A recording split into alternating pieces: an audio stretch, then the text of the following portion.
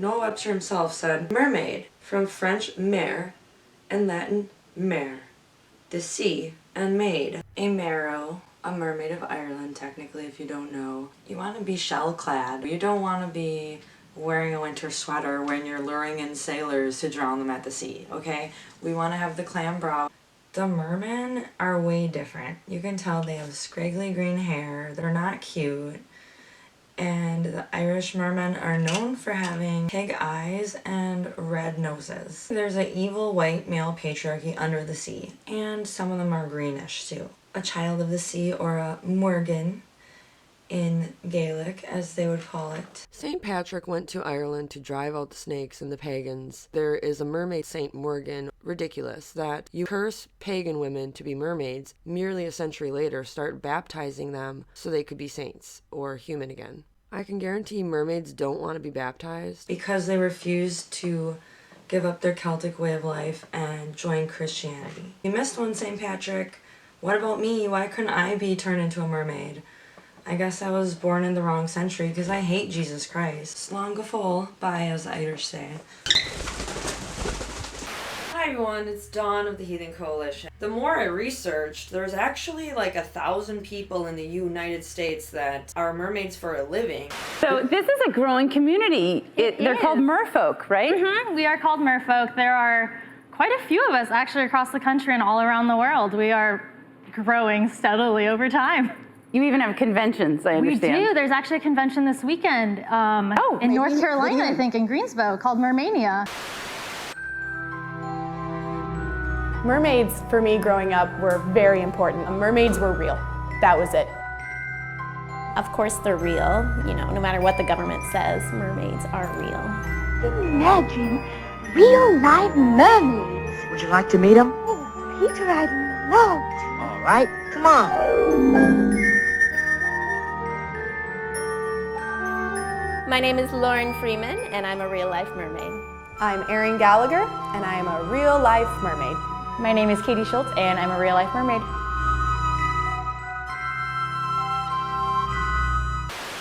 These women raise money to have ocean cleanups and save wildlife, and they can hold their breath for a really long time, so I'm impressed by them, if anything. Some of these silicone fins that you can buy are upwards of $5,000, so it's crazy the art and the things that people put into becoming a mermaid, so to speak. In Old Norse, we have a term called draugr, which means the living dead or the walking dead. There's also a Laplander term, roga, which is similar to the living dead, but it is people who have drowned at sea and did not have the ability to have a proper burial within the confinements of the church, meaning that you wouldn't get into heaven.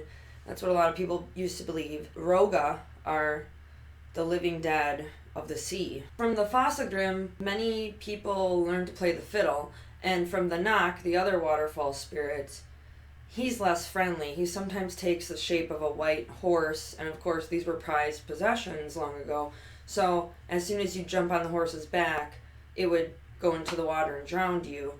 The Fossagrim has the term grim in it, and as we know, grim is another word for Odin. In northern Norway, there was an island that sometimes emerged from the water. It was believed that upon their homecoming, it often happened that fishermen in Nordland find straws of wheat fastened to the helm, or grains of barley in the stomachs of the fish. Then they would say that they have sailed over Utrost, one of the other Huldra lands, about which there are legends. If you find grains of barley in the stomach of the fish, that's because they've been eating off the island, so you sailed over it, they would say. In Helf's saga, there is a tiny creature called a marmanel, or the sea mannequin, who sits on a fish hook and gives good advice.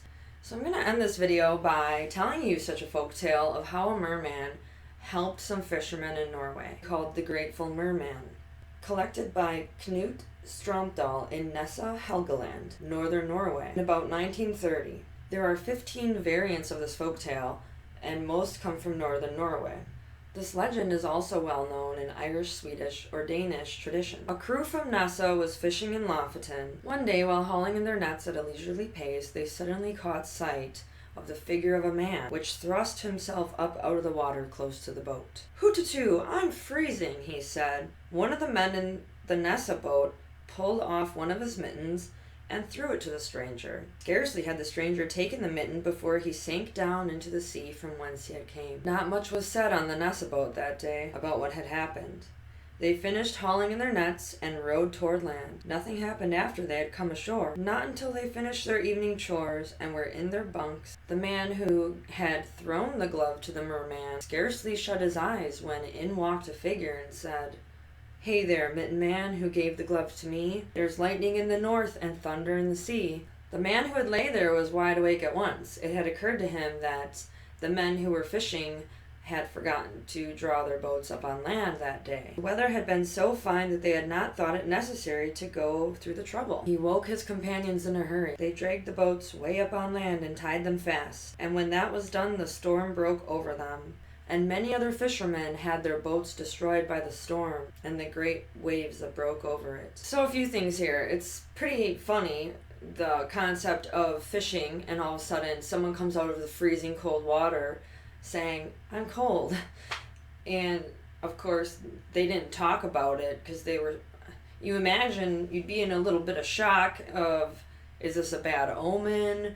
What does this mean? Let's get to shore. And they didn't even talk about it because they were so freaked out. And then, out of that act of kindness, throwing the merman a glove, the merman came to him in a dream, which is another common theme within paganism, that you have omens within your dreams. So he dreamt of the merman warning him about a storm that was on the way, and it ended up saving their boats. Furthermore, I came across an interesting term called mermaid's glove in one of my older dictionaries.